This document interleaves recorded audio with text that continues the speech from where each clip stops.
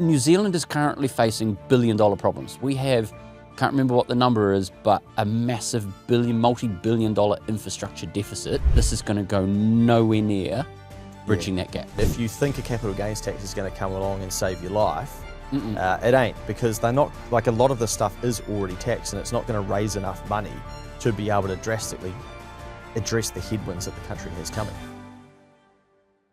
Well, Mr. Hipkins has put his chips on the table and told the lords of the land that it's time to pay up 28% tax on that rental property from the 1st of July 2027. And my God, did the Richter scale start shaking when the landlords pushed back and said, "How dare you?" in the words of Greta Thunberg. How's that for an intro, mate? Wow. Got a heat there. Mate, that is sensational. How long? That's just straight off the cuff, isn't it? That's off Just the cuff, mate. Yeah, unrehearsed, completely one the take lords wonder. of the land. How good's that, eh? Lords. Yeah, landlords. and old Chippy putting his chips on the table. Yeah. There's a lot to unpack there. Yeah, I've got a That's bit a on. hell of an intro. Friday as well, Friday, 4-ish, 3:47. I can't tell time on this thing. Back to here, 3:47. Yeah, still creative, mate. I've had about 5 coffees today. And sorry, just for clarification for people that may not be able to tell, that's a Rolex that you cannot tell the time on. Yeah, I don't know what it That's says, mate. freaking brilliant. I don't know what Roman numerals are. Yeah. Okay, that's the Yeah. problem. Not the fact that that watch can't actually tell the time properly. I assume it's set correctly. Yeah, okay, it could be the other issue, right? Or you're not wearing your glasses or something. Well, that too. Maybe. Yeah. But anyway, yes, I felt that they came out on the back foot because my understanding, at least, is the announcement, or the announcement of the announcement got leaked to RNZ over the weekend, and then that got fed back to the Labour Party, because obviously they're in each other's pockets, with RNZ being so left-leaning, that they decided to give them the heads up. So with Labour being on the back foot, they couldn't control the narrative terribly well, and it gave a lot of ammunition to those that are on the right side of the political spectrum, namely all the landlords, a lot of ammunition just to come in and go, smack, smack, smack, smack, what about this, what about that, blah, blah, blah, blah, blah. So from the top, I guess what they are doing is in some ways an extension of the bright line test, and they're saying that if you have a rental property and you make a profit on it, then you need to pay 28% tax on that. So you may have owned it historically. I guess they're going to assign a date as of the 1st of July 2027, and then should you sell it subsequently after that date, then whatever the gain is from that value to then that sale price is what you'll be taxed at 28% at a high level. That's my take on it. So I've basically worked it out that it applies to all property except for the family home. Yeah. Because it covers commercial property, the batch, and rentals. I was sort of surprised that they were like this narrow with it. And there's, I guess, the concern, okay, maybe it then creeps and it becomes more things. But I almost feel sorry for those people that marry themselves to the fact that the government are going to come and save them. And I saw so many people saying months ago, you know, we'll have a capital gains tax and it'll decrease my my income tax rates, because there's all this chat going around and popular sayings, tax wealth, not work. And then the person that they're putting their hopes on comes out and goes, oh, we're just going to tax rental properties. Yeah. And then not that, not that, not that, not that, and not that. And those people must go, oh, shit. I fell into the trap again of thinking a politician was going to come and solve all of my problems with a new tax. Yep. And the interesting thing is, and it hasn't got a huge, I don't think it's actually got much coverage at all, of the forecast revenue that this tax is supposed to come in. And then they did tie it to going, well, we're going to bring in this tax. So what we take on one hand, we will give back to everyone on the other, because this is only going to affect 1 in 10 New Zealanders. So we're only going after the rich, bear in mind, but we're going to make sure we give back to everybody with the 3 free GP visits a year. And then when you look at the revenue modelling for the CGT, in dollar terms, we're not talking billions of dollars. And New Zealand is currently facing billion-dollar problems. We have, I can't remember what the number is, but a massive multi-billion-dollar infrastructure deficit. This is going to go nowhere near bridging that gap. Yeah, that's, I guess, the concern that I have. That, and I'm not saying a tax should be the thing that's going to solve these problems, but I think they're just playing around the edges and lying to us, and they just keep kicking the ultimate problems down the road when it comes to mental health, physical health, drugs coming into New Zealand, for example, infrastructure, aging population, people leaving, lack of skills, people not in tune for the world that we now live in, etc. All of that stuff costs a lot of money. And then we're like, well, we actually don't know what we're going to do. And no one's really talking about it, but we go, oh, we can mask it by talking about a capital gains tax for a bit. But then they're like, we'll just give the money back for free healthcare visits. My second hot take, because I've already done one hot take online and copped a bit of feedback on it, and I've just thought of this, the ultimate play for National would be their policy heading into election 26, changing the age of entitlement of New Zealand superannuation. And then what issue is fundamentally going to be more important to New Zealanders, super or property? Sheesh. Imagine, like, you're going to have to take a side there, and boomers are going to have to decide because they've got a foot in both camps. Property, because that's how they got rich, and then their New Zealand super. Like, what's more important to you? I reckon this is a golden thing for New Zealand, not New Zealand First, National to come out and campaign on and go, right, well, these guys want to tax your property. Let's just start and tweak NZ Super. They won't, but I mean, imagine if they did, and then Kiwis were then having to go, oh man, this is ugly. What way am I going to go? When I studied tax at university, Yep. I recall that it's not just about revenue collection and then what you do with that, but I think that's the weakness of chat around tax in New Zealand, is that that's all that we talk about. How much is it going to collect? What are we going to do with it? And they're rich, they should pay more, or they're not paying their fair share, that sort of shit. But a lot of what you learn when you study taxes is around behaviour as well, and trying to shape a behaviour. So, okay, let's tax alcohol, cigarettes, etc. And we sort of get it in that space. But when I read what Labour are proposing, I was kind of like, oh, is that all? It felt a little bit limp, to be honest. But my take on it was that, yeah, the plan is to try and discourage investment into rental properties and encourage investment outside of rental properties. And on that side of it, I kind of think the timing's probably quite wise on that, because I think there is an underlying narrative that property isn't a good investment and it's becoming less socially accepted. But like anything, who goes and votes? The older people. The older people have a higher level of wealth. How do they have that? Well, they have that through property.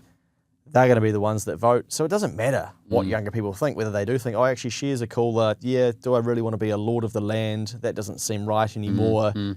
They're going to get outvoted by older people because we're in an aging demographic. So I can't see I don't think there's as much outrage as I thought there would be about this from younger people. Well, I thought that there wouldn't be as much.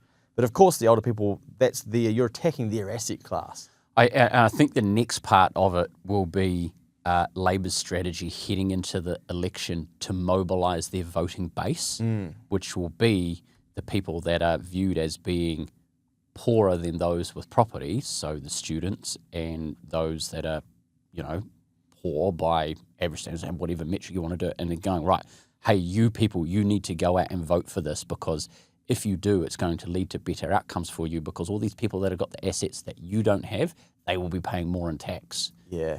And how they do that and the language that they use to motivate and encourage those people to get out and vote, that's going to be an interesting one to see play out. I thought they got off a little bit lightly as well, because it's a 28% flat tax. Now, I saw some people saying, oh, that's bullshit. No one has a capital gains tax that's that high. The way I looked at it is that landlords often say, oh, we're running a business. And so then what they're saying is, okay, well, we know that you're actually running that to get the capital gain. So they should be caught by the intention rules anyway, because a lot of these rental properties run at a loss. And it's like, of all the work that we do, what happens to a business that runs at a loss? Binned. It doesn't last very long, Yeah. so why are you in the business if it's losing money? Oh, because I make it back in capital gain. Therefore, you should be paying tax on it anyway, because your intention was to make a profit from it, not actually to get a return on it as you go. 100%. So the intention rule should capture these people anyway. But I guess what Hipkins is now saying is that you're holding a stock unit, and then you need to pay tax on the gain on that stock unit. It's a trading stock effectively, where you're going, okay, I know this is going to go up in value, therefore you must pay tax on that. But why not at the marginal tax rate? Why not at 39%? 33%? I thought the same. That it's like 28% flat rate. And I thought, man, that's really interesting. I thought, why not at the marginal rates? Because, as income flows to people, it should be at their marginal rates, da-da-da-da-da. And then my mind went to then going, I haven't seen anything specific on it. Admittedly, I haven't gone out hunting for it. but listed property entities Yeah. that are in the market of holding commercial property. So the likes of your malls and your land developers and your Crymans and whatnot. I mean, as much as the Crymans of the world say that they're looking after old people, they're in the property game. Yep. That they haven't come out and said, hey, look, if this was to come in, this is the impact. And I'm intrigued to find out how the capital gains tax would work in a company context. We're going, right, is that then how does that impact imputation credits, then being able to, if a property is sold and it is paid out at a gain, typically you can't pay out a gain before winding up a company. So does this now let you pay out capital gains to a shareholder and attaching the CGT to it, so it's not double taxed? But then does that then get paid? It raises a whole heap of tax questions, and you just open up an absolute landmine of things. But I broadly come back to, and I've said it multiple times on the podcast before, I'm in general favour and support of some form of CGT and a comprehensive capital gains tax. This capital gains tax is not comprehensive, it's only property, and I think your comment around Brightline is bang on. It just removes it and just go, right, we're gonna focus on property because that's what the rich people are getting. I think if my view is if the strategy that Labor do get in, and I think odds on is at the moment I still think they will, even with their CGT policy, that they'll get this in year one and then year two, then it becomes business assets, shares, maybe your KiwiSaver, maybe your family home, everything then becomes on the table for them to go, okay, we've got it across the line. Kiwis are now not used to it, but accepting of it because we've been here for 3 years. So we're at 2029, 2030, whatever the next election cycle is. Let's go round 2 on this. Big goals start with planning, and that's why we run 90-day business planning sessions one-on-one with aspirational business owners. Together, we help you set clear targets and start taking action straight away, and action on the things that matter, like pricing, margin, cash flow, ideal customers, and making sure that you're moving the needle to get closer to where you want to be. We've got tons of strong Google reviews in this space, so go and check those out. This could be perfect for you if you're after no fluff business planning and are keen on accountability. If you want to apply to book your 90-day plan, go to nextadvisory.nz and let's see if this is a good fit for you. I had to laugh when I saw Mr. Hipkins get interviewed, and the interviewer pushed him on why is it that John Key, the Mowbrays, Luke Hemmings, why do we get 3 free doctor visits when we're in the the wealthier class, etc. Why should these people get these? And Mr. Hipkins said, well, everyone pays their fair share of tax. It's only fair. I thought, hang on, isn't your whole argument that we don't pay our fair share? Everybody pays their fair share of tax in New Zealand. Everybody's entitled to free health care. The free health system should be available to everybody. Yeah. And so, that was funny, but I think it was a bit of a slip up from him.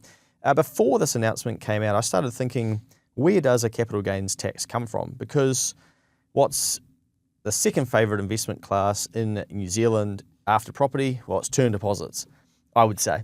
So term deposits, you can't capital gains tax them because it's not seen as an asset. So they're already taxed on the interest that comes out of them. Now, I think there's something like $200 and something billion worth of term deposits. There's more money in term deposits than there's the entire capitalisation of the NZX, of our stock market. So property, okay, well, we've got the Brightline already, and now they're saying we're going to extend that. But then they're not going to include the family home because you can't win an election doing that. No. But 48% of household wealth is tied up in property, the family home. So, why exclude that? Anyway, argument for another day, but you can't win an election doing that. No. When most people, that's how they're getting wealthy on paper. New Zealand shares, well, okay, that's an area where that could be taxed. Overseas shares, they're already taxed via foreign investment funds. Younger people who have been investing for a while now are going, oh shit, I'm exposed to this. This sucks. Why do I have to pay tax on this? This seems unfair. Crypto's already covered, so if a client's to sell some of their Bitcoin, for instance, and it's doubled, well, you've got to pay your marginal tax rate on that, 30, 33, 39. Pay up, please. KiwiSaver and managed funds, well, KiwiSaver's covered via fifth rules and FDR as well, so people are getting smashed there. Businesses, well, good luck capital gains taxing those at the moment when they're all being smashed to bits and owe the IRD $10 billion. That's actually individuals as well. So it kind of left me with farms and commercial property, and I thought, shit, that's going to be, like, they're really going to boot the farmers if they if they do this. But then obviously they didn't. They were just like, no, we're just going to stick to property. But Carve them out. Yeah. I think we forget that there's actually, when we say, oh, there's no capital gains tax in New Zealand, there are already a shitload of taxes. And I think my message there is that if you think a capital gains tax is going to come along and save your life, it ain't, because they're not, like, a lot of the stuff is already taxed, and it's not going to raise enough money to be able to drastically address the headwinds that the country has coming. No, I think off the top of my head, it was in the first year, it was 100, like the first year revenue forecast. So in 27, 28, I think it was $100 million of revenue. 27, 28, 100 million. And it was year 3, 965. And I'm just like, hang on a minute. It's $100 million of tax. So we divide that by 0.28, the effective tax rate, to then go, that's the implied capital gain. You're expecting property to grow from July 2027 through to June 28 or whatever date period that ranges. Like, the maths ain't mathing here. Yeah. And then go forward another couple of years to year 3 where it was 965 million, and then go, that's a $3.4 billion tax gain on the property that is in the net, not just property overall, just in the net. And the calculations were done from the tax working group paper from 2018 or 19, whatever year it was. And they'd done some analysis of the whole property base in New Zealand and what it's worth, and of that segment, how much is in the potential tax net, so essentially non-family homes, so investment properties, commercial properties, da-da-da-da-da. And of that that's in that net, how much cycles through as a sale every year. And Labor have taken that, they haven't updated it to go, the sell-through rates are subdued because the economy shed itself and valuations aren't climbing up nearly as much. So I'm just like, to get a $3.4 billion gain to get almost $1 billion of revenue, these numbers are a bit cooked in year 3. This ain't stacking up. And $1 billion in year 3 as revenue, people might listen to that and go, oh yeah, but like, bear in mind, our superannuation beneficiary payments cost us over $20 billion a year. Yeah, that's the $1 billion. It's just 2 weeks of superannuation. Yeah, that's it. Yeah. It does nothing to solve the problem. The outstanding tax bill, which you talked about before, over $10 billion. That's 10 times the third year amount of our proposed CGT. And like, how are they going to get the money? The whole thing raises so many questions, eh? But so do they become a provisional taxpayer when they sell their rental property? Like, when do they have to pay the money? Do they do it at the end of the financial year, or do they do it on sale? But also, it's great for accountants because it's more compliance, and because so it relates to capital assets, there's going to be cash that's going through the banking system, as well as the lawyers doing the conveyancing. I'll take a piece of that because I've got to work out what your valuation was on valuation date, what the implied gain was, how many improvements were in there that we can massage to minimise the gain, to then apply the 28% tax to then tell you how much to pay. That's going to cost thousands. It did. Two things had me wondering, well, if I had a rental property, I'd just be like, well, I just won't sell. Because when you study wealthy people all across the world, they will basically say, the richest families say, don't sell your assets, just borrow against them. So I'll keep my rental, I'll pay down my debt, I'll do that over years, and instead of selling it, therefore I don't have to pay tax, I just go back to the bank and say, hey, I'm worth $3 million on paper in terms of property, I need 300 grand, please. Yeah, piece of piss, mate, it'll be in your account tomorrow. Thank you, no taxable event. So that'll drive that behaviour. It'll also drive behaviour of, let's buy a trophy asset and invest into our owner-occupied, because that's going to go up. So say you've got instead of having $1 million and $1 million, in terms of 2 properties worth $1 million, you go, well, actually, we'll have a $2 million property.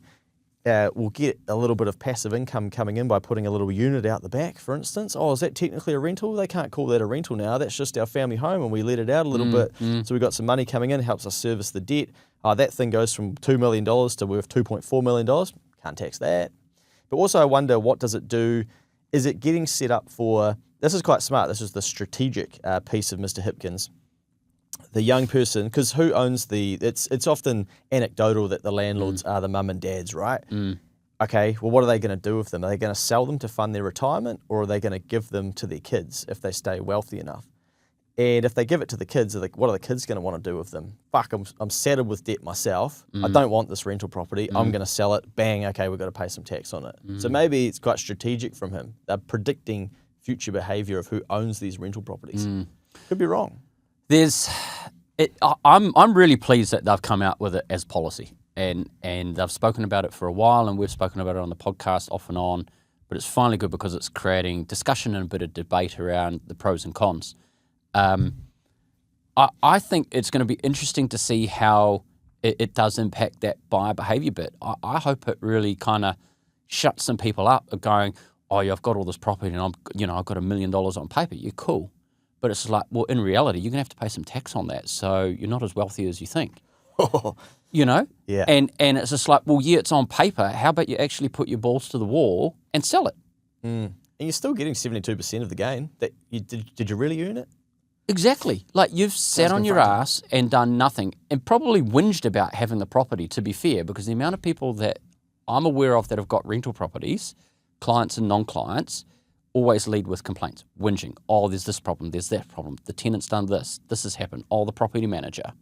Oh, but the capital gain that you've got on paper, but that's not a problem. Yeah. To waste all this time and energy on. Yeah. Yeah. You're so distracted by it. Yeah. Yeah. So I think it's great now that this has come up for discussion and it's finally hitting the tax net. I really do. Like as to whether it's 28% or your ultimate marginal rate, I mean that's horses for course. But the general thing that there's some form of capital gains tax, great, and then that's going to open then the pathway for go. Okay, let's start and tax the next layer of capital of going. Okay, shares and investments and all that kind of stuff. And from our point of view as accountants with the tax stuff, it'll simplify the shit out of a lot of stuff. We don't have to worry about Brightline. When was the property purchased? When was it sold? All of these different rules. Was it the 2-year rule, the 5-year rule, the 10-year rule? Was it back to the 2-year rule? All of that stuff goes out the window. We can finally get rid of fifth rules because we've just got something that's comprehensive that if you make a gain, it is going to be taxed. Clean. Yeah, I do feel sorry in some ways for this profile. So this profile is, this sucks. I thought I was doing the right thing. I've worked hard my whole life. I've paid my taxes. I wanted to provide for myself in my retirement. So I was told buy a rental property. You'll get that down to debt free. You'll have a passive income coming in.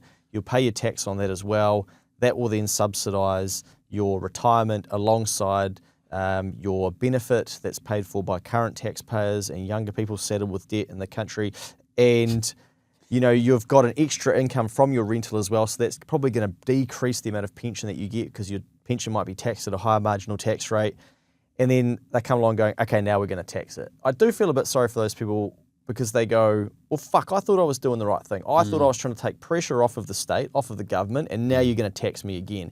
And it's a little bit like if I end up getting to, say, 60 and they go, I reckon we need a tax KiwiSaver. If you want to take your money out of KiwiSaver, you'll go, and all those people will go, that's fucking bullshit. You told us that if we were to do this, this is going to be good and we're, doing the right thing. And now you want to take some of it off us. And so I can see that group of people that thought they were doing the right thing being very angry about this. It's fascinating. It ultimately just leads to just give them everything and then let them decide, okay, because it almost is, it's coming down to that redistribution thing of 1 in 10 people are perceived as rich statistically by the Labour Party because it only affects 1 in 10 New Zealanders, but we will give back to everyone so we're all equal. So it's like, well, if that's really your theory, then how about we just, everything from all of our efforts go to you and then you just pay it all out and then we live all in this kumbaya world. Well, I mean, that doesn't work. Yeah, well, they tried that.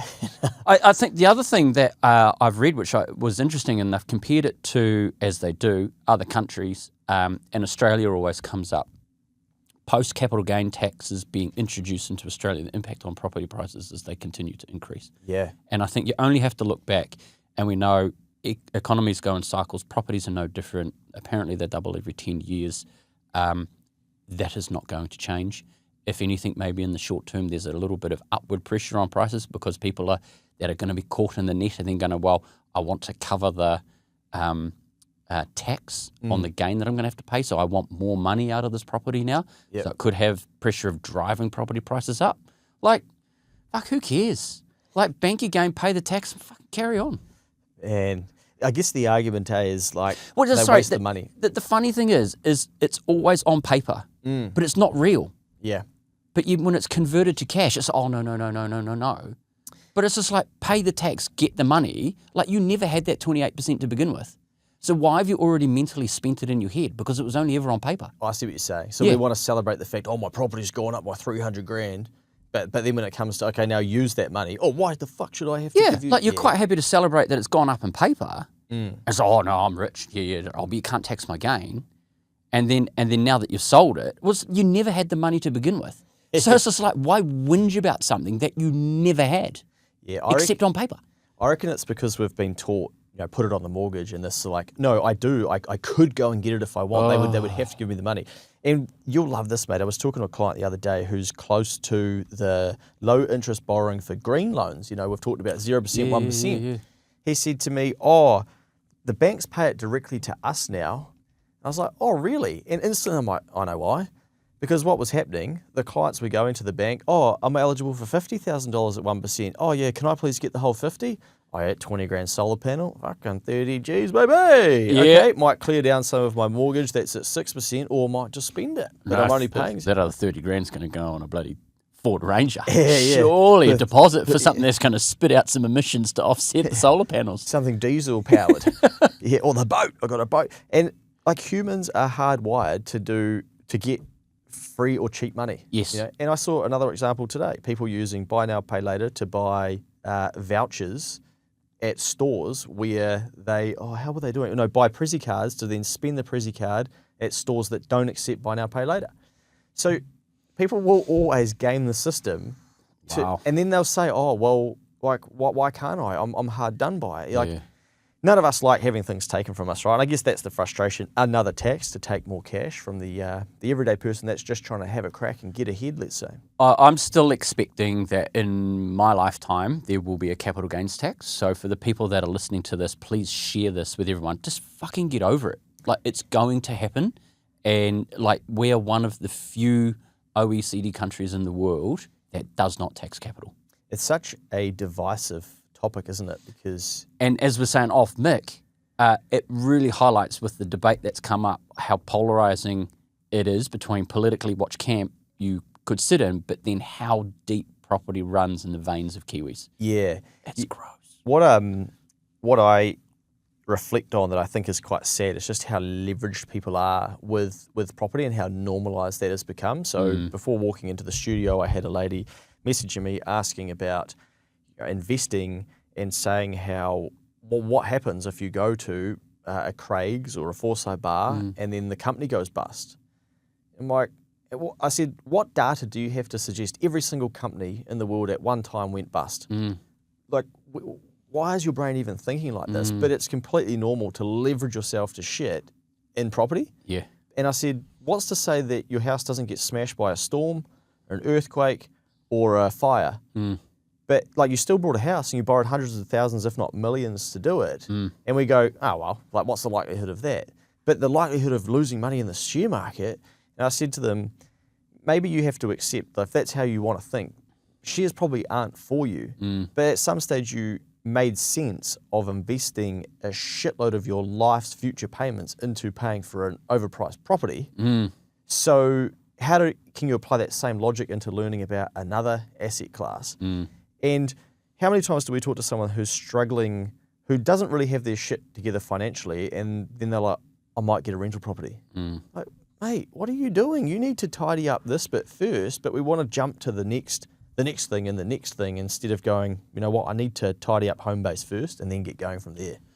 My other thought, hopefully it's the final one, but we'll probably get to some more, is the irony of a capital gains tax from a Labor government, that in order for them to generate revenue from capital gains, they need those assets to increase in value, which means the wealthy get wealthier. And they're trying to, well, they've put it out there in the media at least, that they're hoping that it, like you said earlier, change behaviours in terms of types of investment. I don't think it's going to change behaviours because Kiwis are inherently like one-trick ponies, property, that's all we know. And it's just going to go, right, we're going to fuel another property boom. Property prices have got to go up. They've got to, because that's all we know. And then for Labor to make money off of this, we've got to keep fueling that bandwagon. And so the rich are going to get richer and property prices are going to continue to go up. Labor haven't solved any problems. Yeah, well, that's fair, right? I assume that's that's probably what will play out, because just about every country that's implemented something in this, right, has seen the same thing. House prices continue to go up because it still doesn't address the fact that how they get credit into the system is via housing. So the whole thing has to keep going up for us to put more debt into the system. So, like, that's, I guess, why they're trying to then get some of that money back. But I think, for me, it just makes me, again, more cynical of politicians, because in 2023, funny, last week I went into downloads on my phone and I downloaded this article. I don't even know why it's downloaded, but I just clicked on it by mistake. And it's Hipkins strictly ruling out a capital gains tax under my leadership. And I just can't take, I struggle to take politicians seriously because they just talk so much shit based on what they think is going to get them back in. And I read this article and I have it sitting here to reflect on once this capital gains tax finally came out. It's from the 4th of November 2024. I suggest everybody Googles it. It's capital gains tax, a timeline of politicians ruling it in and out. Now, it's very well put together, and it goes right back to the 1980s. And it basically takes you through each party and their, we're going to do it, we're not going to do it. Here's what we're going to do. Oh, actually, and basically each time it's like, oh, polling didn't look that good, we better not do it. Oh, this party's going to do it now. Oh, no, they're not. And then you've got the likes of Helen Clark, one of the most popular leaders of all time. Oh, no, we better not do it. And then you have a look. Oh, Helen Clark Foundation are now, you know, funding, do we need a capital gains tax? And you kind of think, this shit's been going on since 1980. Yeah. And I think, like, these people are going to change my life and make it better? Fuck me. I'm not that stupid. Yeah. I've got to get out there and figure out, like, how I'm going to make my life better and those around me. Yeah, 100%. And I think for some added context there when you go on about politics, I think irrespective of the colour as to whether they're green, red, blue, yellow, pink, whatever it is, like, they're all in the same bucket. They're just there to serve themselves and not solve your problems. They just want to find a way to create some revenue to solve a problem that they think is a real problem, like 3 free GP visits. Because my mind immediately went to, sweet, capital gains tax, more compliance costs, accounting fees go up. We win. Great. Not us, because we don't do a huge amount in the property space, thank the good Lord. But those that are in the property space, they're going to be rubbing their hands together. I mean, as much as they're sitting there thinking anti-CGT because it's going to impact their clients, secretly behind closed doors when they're having a few beers, going to be rubbing their hands together because their fees naturally go up. On the flip side of it, it's then this new Medicard or something. Yeah. And I'm just like, if you're at a Big Four franchise, you're going to be rubbing your hands together because there's consulting revenue there of like, how do we implement this? There's a new system. There's cards that need to go out and all these one-off costs that need to be run to have this new system. It's just like, we're just adding more layers. I think I'd love to get back to go, right, let's just scrap everything and start again. GST, income tax, and the CGT, and then let's actually spend it where it needs to go. Let's get rid of New Zealand super outright and come up with something different. Let's get rid of working for families, come up with something different. Let's get rid of your third year free at university, come up with something different. Get rid of the free funding for kids at kindy or whatever it is. This is all stuff that costs us, you know, because we're taxpayers. But let's reset the needle and where we're spending this money into things that are actually going to make an improvement to the longer term view of New Zealand. Because I think there's just little bits that are added in every year. And here's another one, free GP visits for everyone. And I sure as shit don't need 3 free GP visits. Yeah, I'm happy to pay for mine. Yeah, well, I can't even think of the last time I went to a doctor 3 times in 1 year. Yeah, I think a lot of people will probably be similar. I mean, I think it's just clever marketing, right? Okay, it's hard to argue against the tax when that's what you're getting in the background. If they said, oh, there's nothing coming in the background, you go, oh, fuck, that's bullshit. They're just taxing everyone and doing nothing with it. But I think it's just marketing to go, you're going to sound like an arsehole saying, oh, you know, that's bullshit. Oh, don't you care about people being able to go to the doctor? Yeah. You know? Well, interesting perspective that I read was, I believe it's Behavioural is the Labour health spokesperson, is going, 1 in so many people can't afford doctors. Some doctors are now charging $100 a visit. When you start and create 3 free visits to GPs, what is that going to do to demand? And what have we got with our current health system? Structural issues. Problems. Lack of supply. And we're adding on more demand. So we're just creating more problems for the health sector. This isn't solving any problems. Also, you know, we're big fans in business of trying to figure out what the actual problem is. Why do we need 3 free doctors' visits? What's causing that? Maybe we should reinvest the money into solving that piece. Yeah. So wouldn't it be a good goal that people don't need to go to the doctor? But if they do need to, okay, it is free. Fuck, that'd be an amazing country. Yeah, it would be. Decrease the number of times people need to go. Huge. The other thing I was going to mention, because we talked about the revenue side, and now that we're onto the free GPs, I haven't seen a lot of media coverage on the cost of the free GP visits, which both of these numbers are at the very last page of both policy documents, which incidentally are very hard to find. I had to trawl the internet to be able to get them. I went to the Labour Party website, coincidentally. Don't visit it terribly often. I was tempted to click the membership page, but didn't. You haven't renewed? Not yet. Tossing up between that and Greens. Okay. But ended up finding them. I haven't seen a lot of coverage of the revenue generated because they have tied the announcement, increased tax, free GP visits. So they kind of go, oh yes, we're going to do this and give you this in return. The cost of the GP visits far outweighs the revenue in the short term How are we paying for from that? any CGT. Exactly. No one I have seen has raised that question yet. Yeah, I saw a couple of people early on go, oh, wouldn't there be a delay in collecting the tax, therefore don't we have to start giving these people the free visits from day one? Day one, It was kind of, precisely. yeah. Yeah, that's I think exactly it's it, but been- there hasn't been mass coverage. It's all on the CGT and, oh, you can't tax property. No. Shut up, boomers. Go fucking, get your gold card and get your 5% discount, whatever They it is. lords. And then people going, oh, I don't need the 3 free visits. Why does everyone need them? Because it's only a 1 in 6 problem, not a bloomin' 50% problem that we're trying to solve. But looking at the income and expense, like no one's talking about this, that we're adding in more overall cost to an already shit numbers position of this country. Where's the money coming from? And on that, to go further, okay, with the further costs that we have, infrastructure, aging population, like you say, where's the money going to come from? It's going to have to come from debt. Well, if we keep putting more debt into the system, what's going to happen to asset values? They're going to go up because eventually the money's going to get washed into the system and go into assets. And what do people invest into? Property. So, Well, I think if we had the great Chloe Swarbrick here, she'd have the answer and say to you, it's a wealth tax, Luke, because we're about to have the greatest wealth transfer in history from boomers. Let's tax them. That'll cover everything. Happy days. I mean, those guys have got the answers. the piece that I haven't seen, I wonder if you have, I go to Omaha often, mate, Yes, person of my great calibre. spot. And I notice I walk around the houses. You're not a there's- Power Nui, man? No. I'm not allowed down there. Been kicked out.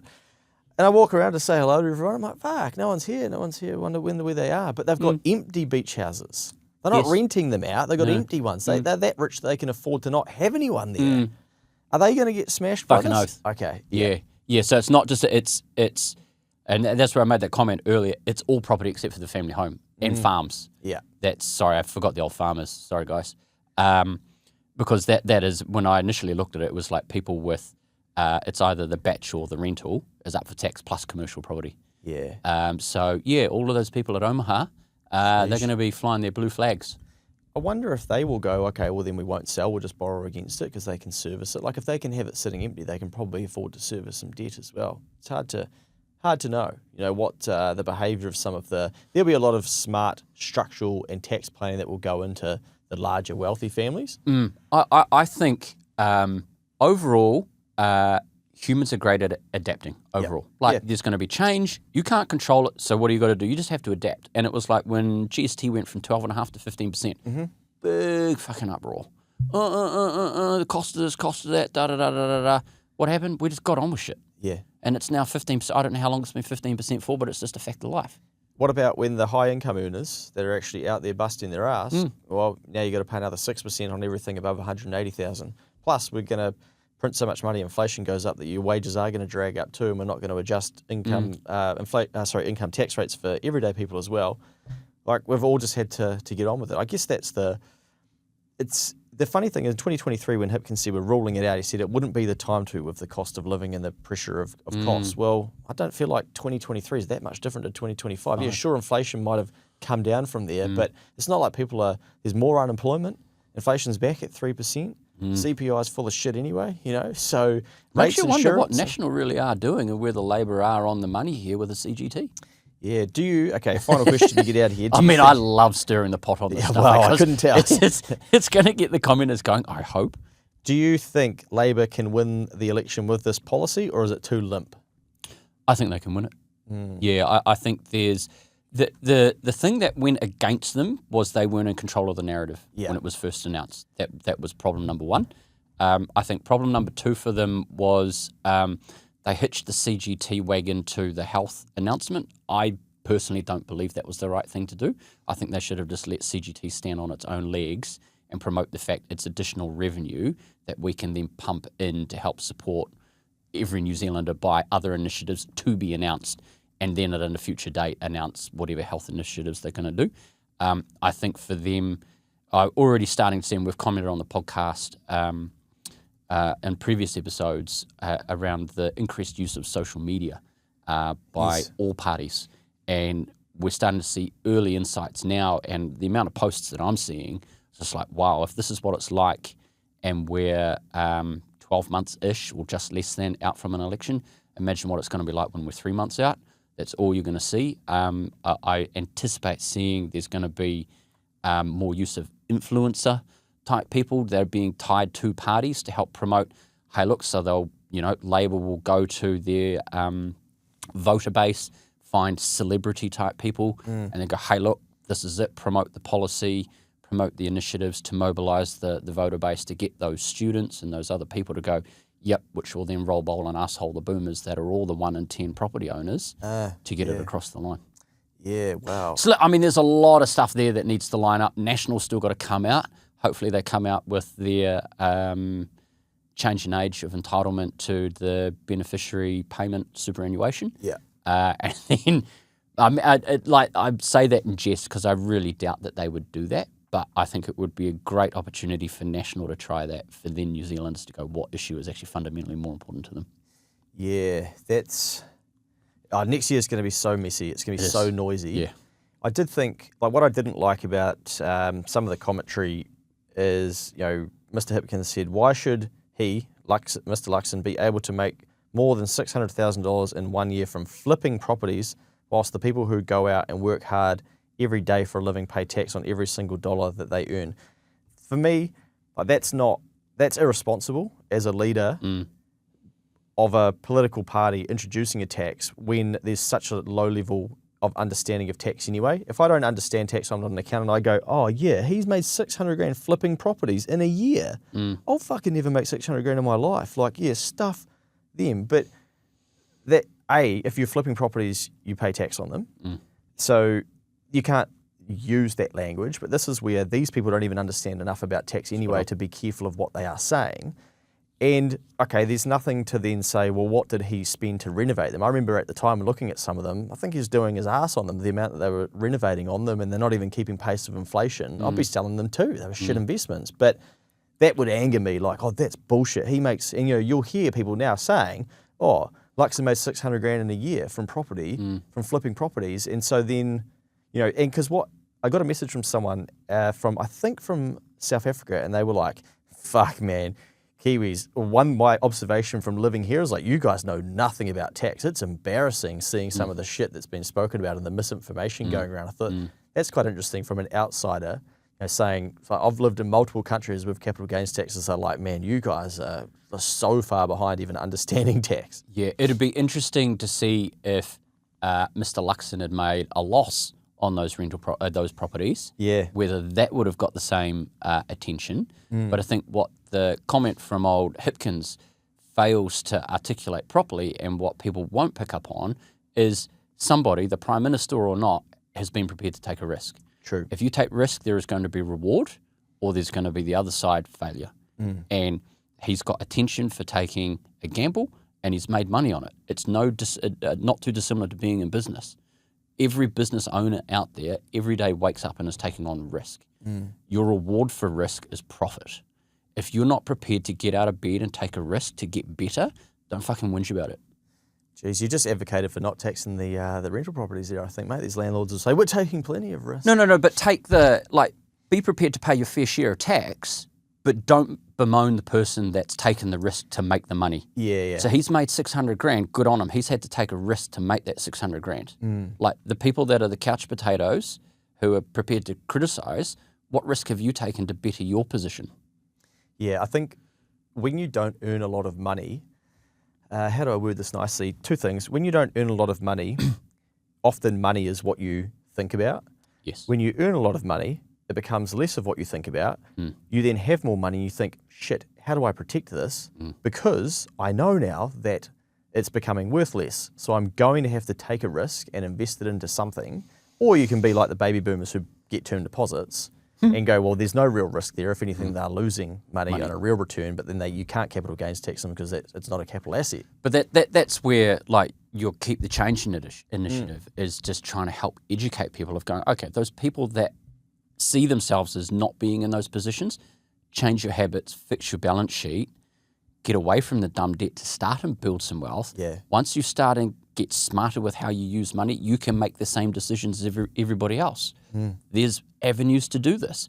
You did a post recently of somebody that has consistently put money into Sharesies. I don't even know if they said what it was, but it was $20 or $30 a week for the last 5 years, I think it was. 4 years, $40 a week, I think. Yeah. And it's now over 11,000, and I think the return on it was 40-something%. Yeah, it might be 38. I can pull it up just so we get it right. But yeah. But it's like that person has realised that they're in a shit position, decided to change their behaviour, got their house in order, and then committed to doing something consistently. And riding the share market over the last 5 years has taken a fair bit of bloody courage in the early part, as they even articulate. Yeah. And I know from my own Sharesies investments, like your dollar cost averaging every single month going in, and when you're going in and the share price is going down, you're just like, do I? And you keep going and you keep going. I mean, I've shared it before on my Sharesies portfolio. I've consistently invested into a Chinese ETF for the last, I don't know how many years. And when I started investing in it, it was doing this. And it kept going down. And then it's just dotted along the bottom for ages. Now, all of a sudden, it's shot up, and it's the percentage return on it is now beating the return that I'm getting out of the ASX. Yeah. Geez, mate. That's the China. What is it? The Chinese. It's some Chinese ETF, because I'm just like, this was when everything was like being turned off China ages ago, you were like, before tariffs. And I'm just like, the world economy is not fundamentally going to shift its operations from China to India. When India is so poorly infrastructured to be able to take that out of China, the market will come back. China will still be there. Yeah. And yes, it's gone through its internal problems with property. I mean, we're digressing a little bit here, but it's got its own internal challenges around property and valuations, bits and pieces, but it will come back. And has it come back? Yes. Well played. Well played. I'm sure this will get the people commenting. And I hope it does. Yeah, thinking about it. It's had a lot of coverage, this capital gains tax. I think a reminder for everyone too, this might not even happen. And how much time and energy and effort and thinking and energy, well, I might have said energy already, are we going to waste on something that may not even happen? And to be honest, it's probably outside of the control, except for whether you can decide to vote against it or not. I think this really highlights as well that if you're that engaged in something like this, that's really good. Make sure that engagement isn't becoming distracting, but then make sure that you take that engagement and actually get out and vote in 12 months' time. Don't be some hothead on capital gains tax and then don't make your voice heard. Get out there and actually pick one way or the other. Very well said, mate. Get out there and vote. Firstly for yourself and then for one of these political parties.